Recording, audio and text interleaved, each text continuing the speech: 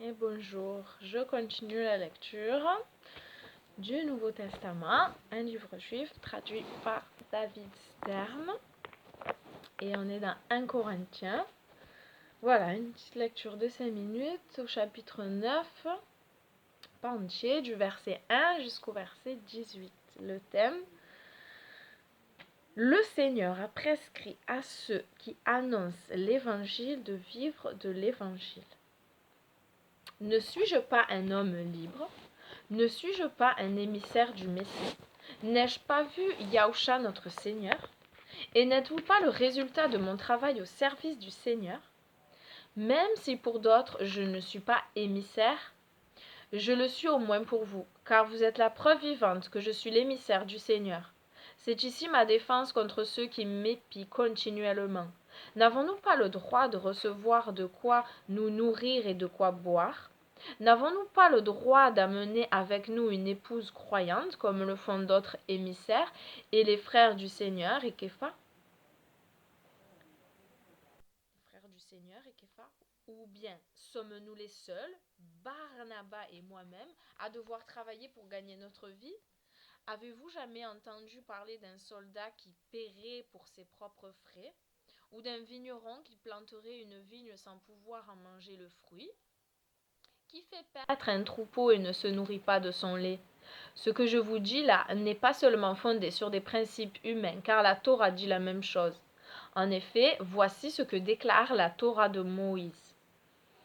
Tu ne dois pas museler le bœuf quand il foule le grain. Si Dieu se préoccupe du bétail, à plus forte raison, il nous fait savoir qu'il se préoccupe de nous.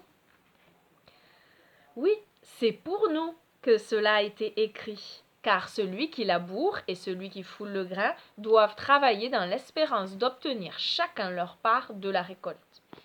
Si nous avons semé une semence spirituelle parmi vous, est-ce trop demander que de récolter de vous des biens matériels?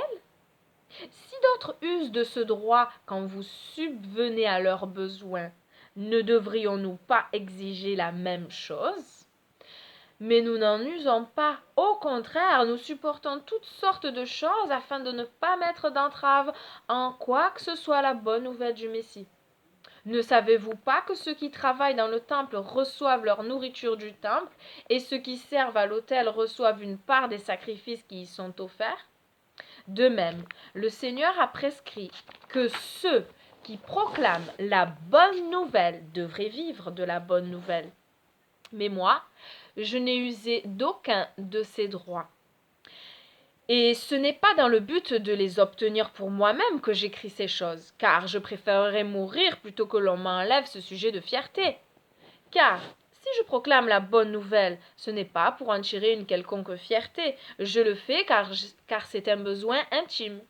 Malheur à moi si je ne proclame pas la bonne nouvelle. Si je le fais volontairement, j'ai droit à une récompense. Mais si c'est malgré moi, je le fais quand même en m'acquittant simplement de l'œuvre qui m'a été confiée. Quelle est donc ma récompense? La voici.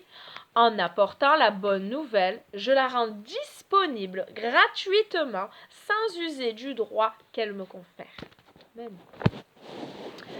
Si je ne soutiens aucun missionnaire ou aucune organisation chrétienne, ne devrais-je pas commencer maintenant?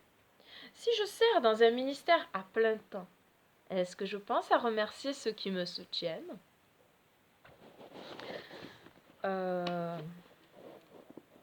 Moi, je pense que pour ceux qui me suivent, je pense, il n'y en a pas beaucoup, que depuis le temps que vous êtes vers le Seigneur, vous soutenez sûrement une bonne œuvre. Merci Seigneur. Et bon, ben, au cas où je parle, au cas où quelqu'un qui ne saurait pas à qui donner, par exemple, moi, je veux bien vous donner le nom d'un orphelinat que je soutiens depuis le début, voilà, depuis longtemps, que je connais, même si c'est à l'étranger, que quelqu'un de France est déjà allé sur place, donc sans souci, c'est pas un escroc. Voilà, Seigneur, je te remercie pour tous les le don de libéralité que tu donnes à chacun, voilà, la générosité, le partage tout simplement. C'est vrai que c'est être aussi obéissant à ta parole. Ta parole nous dit de donner à la veuve et l'orphelin. Et dans ce chapitre-là, on voit de soutenir les ministères. Bon, pour cela, c'est un peu plus dur pour, euh, comment dire, surtout pour ceux qui sont revenus à la Torah, voilà. On est tous dispatchés dans le monde et ouais,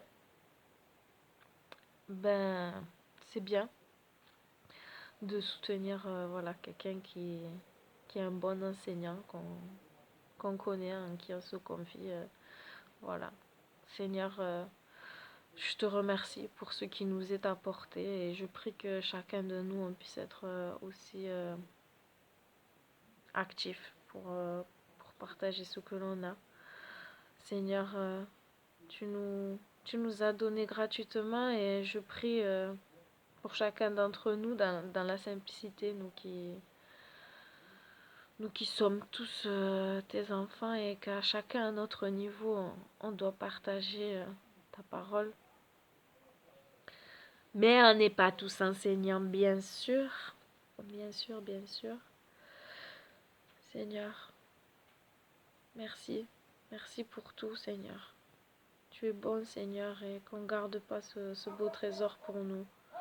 Voilà, et encourage tous ceux qui sont sérieux dans le ministère, qui puissent recevoir de l'aide. Et moi-même, et que chacun de nous, on puisse donner. Merci, Seigneur, pour ce que tu nous donnes, qui ne nous appartient pas, qui viennent de toi. Pardonne-nous, Seigneur, encore nos fautes, nos manquements, et merci pour la journée, Seigneur, que tu as faite. C'est vrai que sans toi, on ferait rien de bien, tout vient de toi. Merci, merci pour ta patience qui nous sauve, Seigneur. Merci pour ta fidélité. Merci encore pour ta parole, pour toutes tes promesses qui sont oui, amen, et qui s'accompliront quand tu le voudras, Seigneur, au temps convenable. Merci de te révéler encore dans les cœurs. Merci, Père, d'être venu nous chercher. Voilà, on veut que le royaume des cieux augmente. Je veux, Seigneur, que tu attires encore des âmes à toi. Et toi aussi, je sais que tu ne souhaites pas la mort du pécheur, mais tu souhaites qu'il vive et se repente. Ouais, afin d'avoir la vie éternelle. Et je te remets encore mon papa. Mon papa pour qu'il sorte vite de l'hôpital et qu'il reçoive tout plein d'amour et surtout qu'il entende encore parler de toi et qu'il fasse les bons choix avant de se retrouver face à face avec toi. Merci, Seigneur. Merci. Amen. Shalom. Bisous. Ciao.